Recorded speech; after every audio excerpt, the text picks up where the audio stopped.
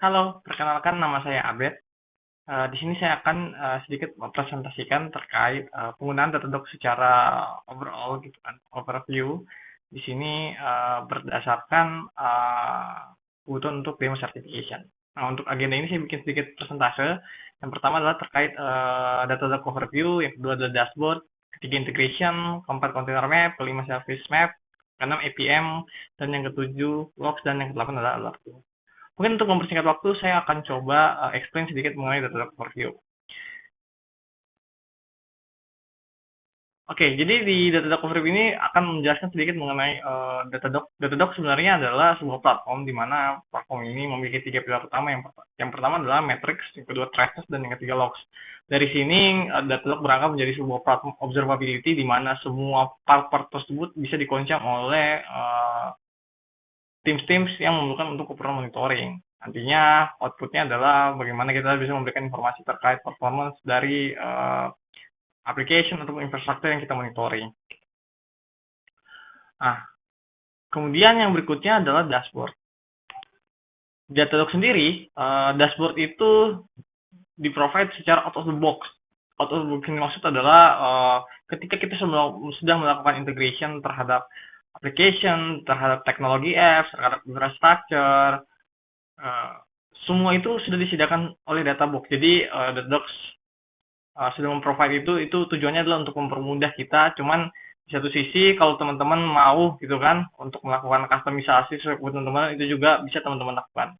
Nah, sebagai contoh saya akan hands on ke dalam satu environment customer saya. Di sini yang lagi ongoing untuk proses POC, saya coba jelaskan mengenai sedikit dashboarding.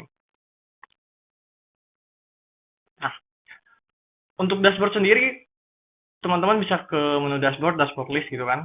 Kemudian dari sini adalah semua dashboard yang sudah kita gunakan di Datadog. Nah, kalau teman-teman lihat by default yang ada logo ini adalah dashboard-dashboard yang sudah disediakan secara off-the-box oleh Datadog. Kemudian sebagai contoh di sini kita bisa melihat Nginx Plus untuk dashboardingnya gitu kan, secara out of the box. Ini teman-teman bisa pakai untuk keperluan monitoring berdasarkan metrik-metrik yang sudah di-provide.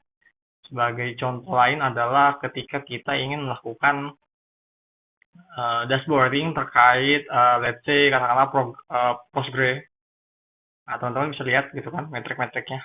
Nah, semua data di dashboard itu berangkat dari metrik yang sudah di-provide oleh Datadog. Jadi, as long as kita sudah melakukan integrasinya dengan baik, semua metrik itu akan tercapture. Jadi, teman-teman untuk melihat metriknya, teman-teman bisa ke matrix, kemudian ke summary gitu kan.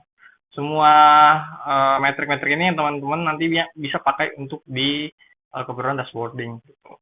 Kemudian dari situ, kalau teman-teman ingin melakukan atau customer ingin melakukan customisasi terkait dashboard, itu bisa customer bisa kita arahkan untuk membuat sebuah custom dashboard gitu kan. Sebagai contoh, ini yang sudah di-create oleh beberapa tim gitu kan.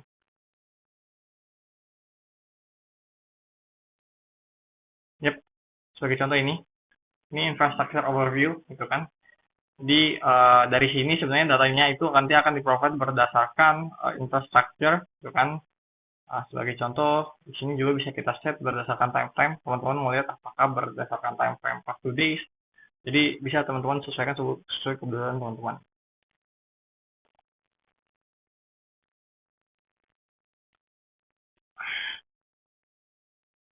Kemudian berikutnya adalah terkait, saya coba lanjut ya, terkait integration.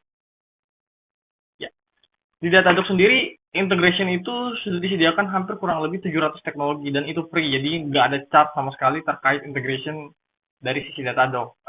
Let's say teman-teman mau integration terkait GCP, AWS, kemudian teknologi apps yang lainnya, Nginx, gitu, vSphere, itu semua free dan itu semua bisa dilakukan based on documentation yang udah disediakan oleh Datadog. Nah, sebagai contoh kalau teman-teman pengen lihat, kita ke environment-nya ke bagian integration gitu kan, ke integration. Nah, di sini teman-teman bisa search teknologi apa sih yang teman-teman mau lakukan. Sebagai contoh di part GCP integration ini kita melakukan integration untuk monitoring semua teknologi apps yang ada di GCP gitu dengan cara create service account gitu kan. Service account-nya nanti kita provide ke Datadog Nanti dari situ Datadog akan melakukan monitoring terkait semua uh, environment GCP gitu. As long as API-nya aktif, fiturnya aktif di Datadog, semua data terkait matrix di GCP-nya akan ditarik oleh Datadog dan dimonitor dari sisi Datadog.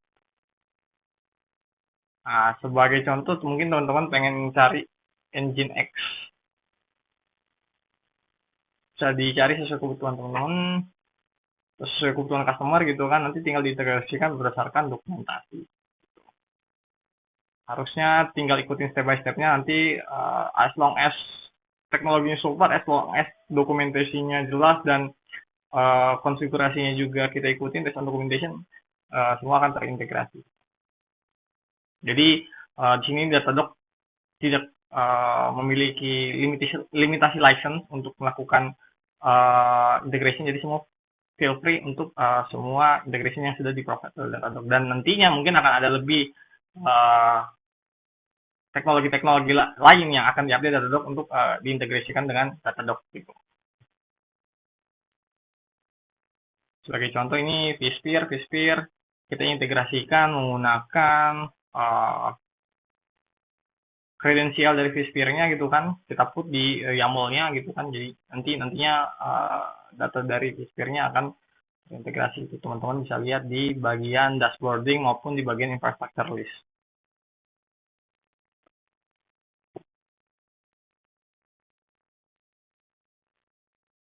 Oke, berikutnya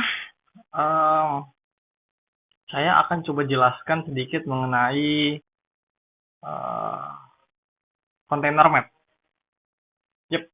Jadi container map ini basically sebenarnya visualisasi dari infrastructure. Jadi infrastruktur yang dimaksud ini adalah host atau server yang kita monitoring ya. Jadi ketika kita sudah melakukan instalasi agent terhadap host gitu kan, terhadap infrastruktur ataupun terhadap let's say kita deploy agent yang running di atas Kubernetes, running di atas container. Nah, visualisasinya itu bisa kita lihat berdasarkan seperti tertentu. Katakanlah berdasarkan location, berdasarkan zone gitu. Itu bisa based on grouping yang sudah di-define secara automatically oleh Datadog. Kemudian kalau teman-teman pengen lihat itu, teman-teman bisa ke bagian infrastructure. Kemudian di sini teman-teman ke infrastructure list. Di bagian host map. Yep. Nah, di sini terlihat semua infrastructure berdasarkan regional. Di sini teman-teman bisa lihat berdasarkan zone ya. Jadi let's say kita mau filter berdasarkan service gitu kan. Nanti dia akan grouping berdasarkan service gitu kan. Kemudian jadi bisa dibilang host yang running untuk payment service ini ada di CAPP 16 gitu kan. Kemudian untuk service yang gak ke detect gitu kan, di grouping jadi satu, itu ada 213 host. Atau kita mau filter, atau kita mau group by region, Nah, seperti ini. Oh, ini ada yang regionnya ke detect, ini Asia Southeast 2 gitu kan. Ini. Kemudian ini juga yang dari on-prem. Maksudnya dari on-prem. Dari integrasi vSphere tadi. Atau kita mau search terkait host spesifik gitu kan. Jadi nantinya akan filter ke host-host yang kita search gitu. Nah, kalau environment Datadog itu melakukan monitoring terhadap kontainer, nantinya akan visualisasinya akan berdasarkan jumlah kontainer gitu. Nanti tinggal kita bisa set mau filter berdasarkan apa gitu. Jadi memang di bagian infrastruktur sini kita bisa memvisualisasikan host-host berdasarkan grup-grup gitu atau tag-tag yang sudah di-define secara automatically oleh Datadog.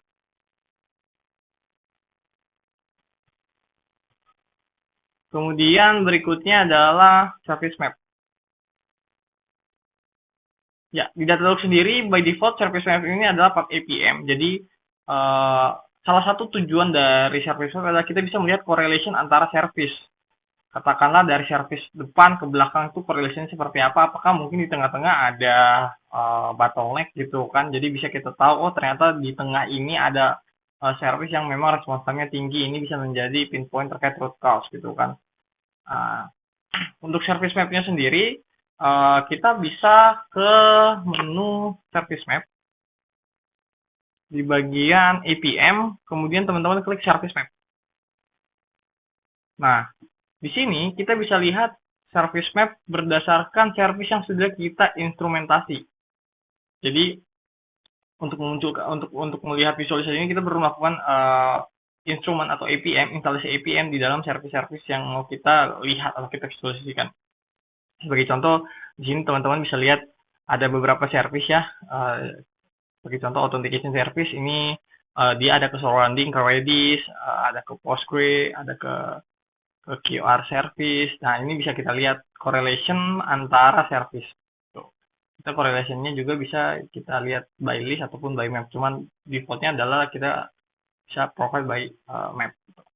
Kemudian dari sini teman-teman bisa filter ya, berdasarkan tipe dari service-nya. Bahkan teman-teman mau ngelihat, saya pengen ngelihat database only gitu kan untuk service-nya, karena database part of service gitu. Kemudian apakah ada service yang by default diambil atau dikuncam dari USM, Universal Service Monitoring gitu. Nah, ini teman-teman bisa pilih by filternya gitu.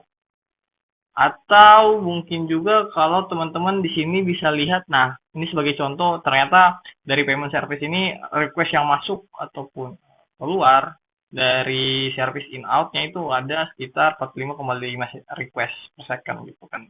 Dan kita juga bisa melihat terkait latency dan error dari service tersebut. Nah, sebagai contoh mungkin kita pengen lihat ya untuk yang payment service.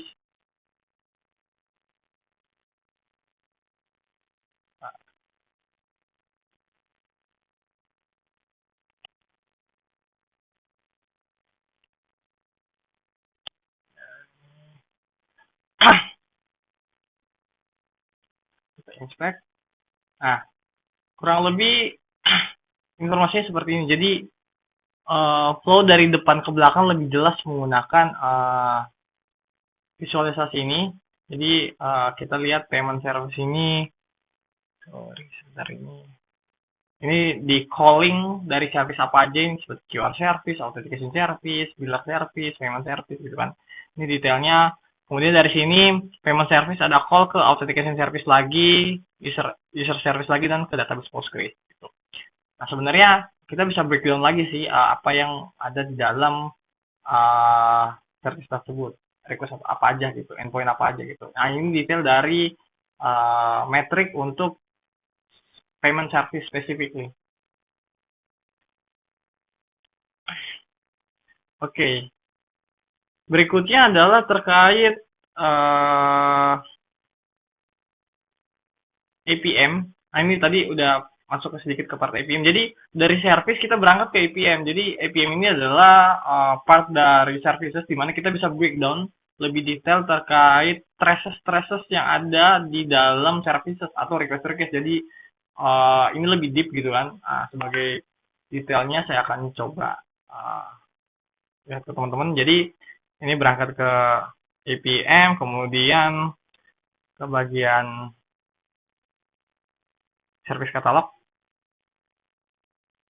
Sebagai contoh payment service. Nah, dari payment service kita bisa melihat metrik-metrik yang disediakan oleh APM Datadog gitu kan. Dan dari sini kita bisa melihat lebih detail view service page.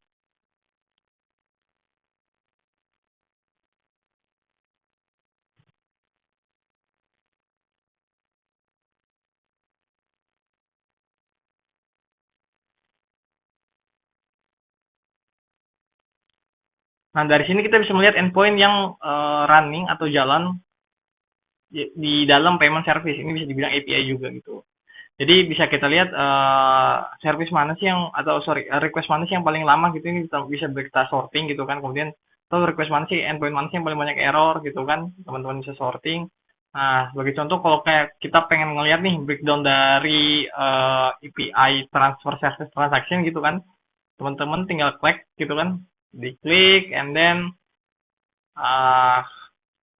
pertama bisa melihat journey-nya ya, itu kan dari post transfer, request ini ke Postgre, ke user service, kembali ke Postgre dan ke Redis gitu.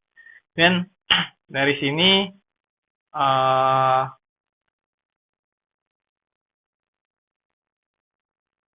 di part APM juga sudah diinformasikan terkait ya.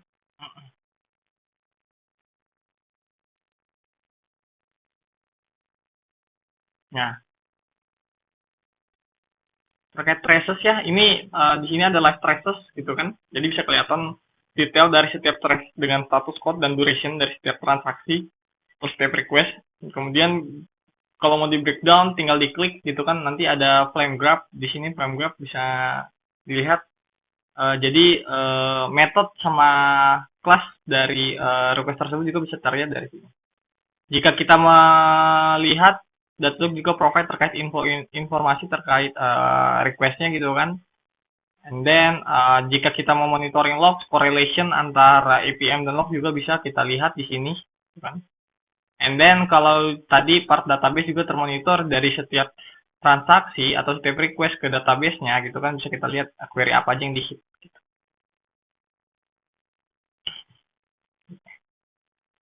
Dari sini bisa kelihatan. Nah, untuk detailnya teman-teman juga bisa lihat overview-nya dari Spanlist. Journey-nya seperti apa. Gitu.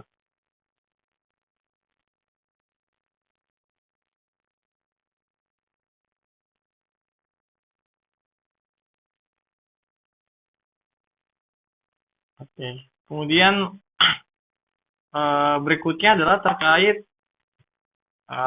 logs. Yep.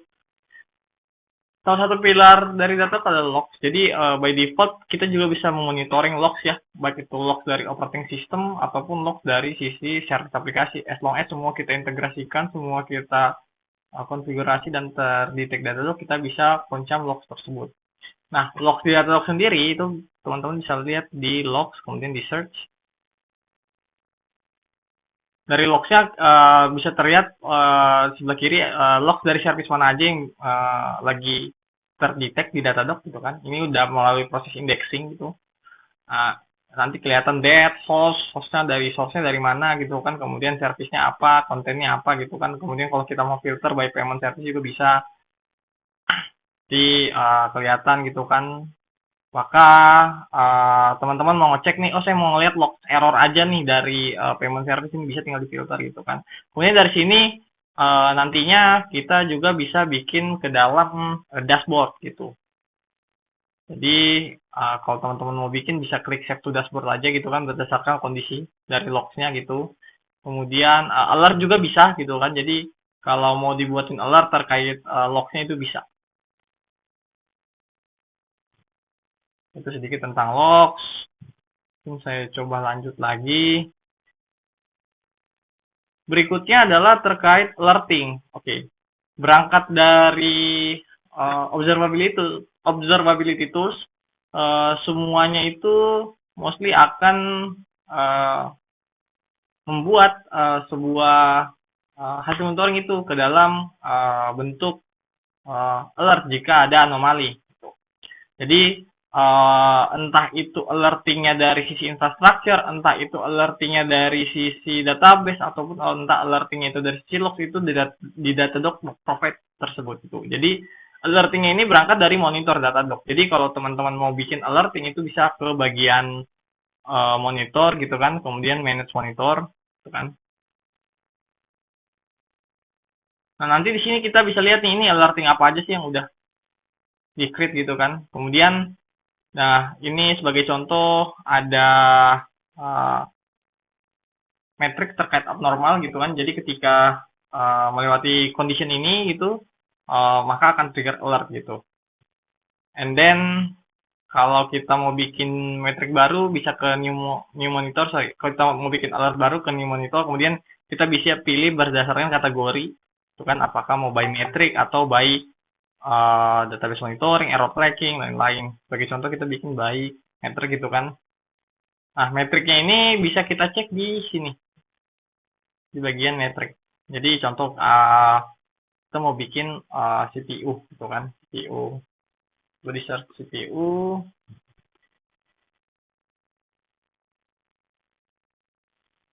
Datadog profiling CPU course, coba.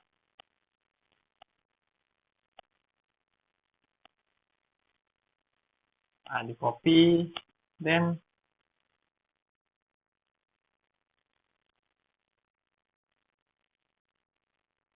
CPU. Oke.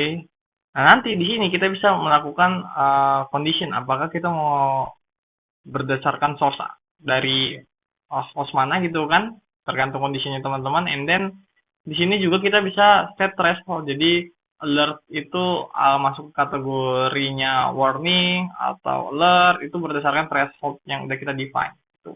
Nantinya dari sini alert tersebut bisa kita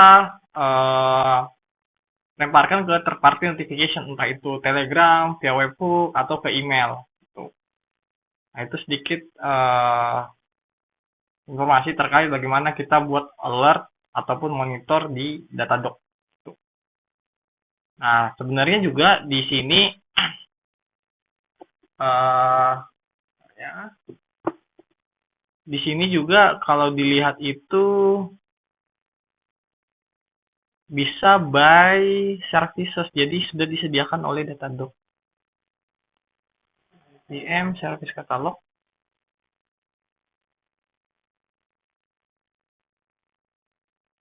Sebagai contoh kita mau payment service gitu kan, di service page.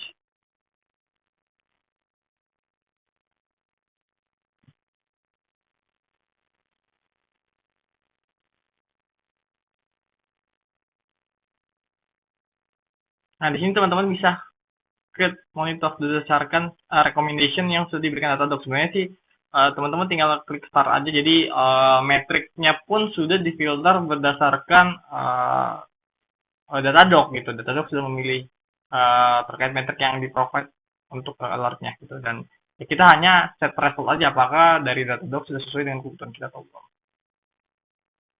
Ya, kurang lebih seperti itu sedikit penjelasan mengenai Datadog secara overall. Mungkin tidak banyak yang bisa saya sampaikan, tapi secara garis besar konsep untuk Datadog itu sudah saya jelaskan ya, bagaimana kita memonitoring terkait dashboarding gitu kan, yang sudah dilakukan integration, and then integrasinya sedangkan Datadog secara overall itu free gitu kan, sekarang udah lebih dari 700 teknologi. Tuh, dan yang berikutnya adalah terkait infrastruktur yang disediakan oleh Datadog bisa kita visualisasikan dalam bentuk container map gitu kan, dan kita bisa grouping berdasarkan apa severity-nya, apakah mau region ataupun by tipe tipe host gitu kan, itu bisa dilihat di Datadog gitu.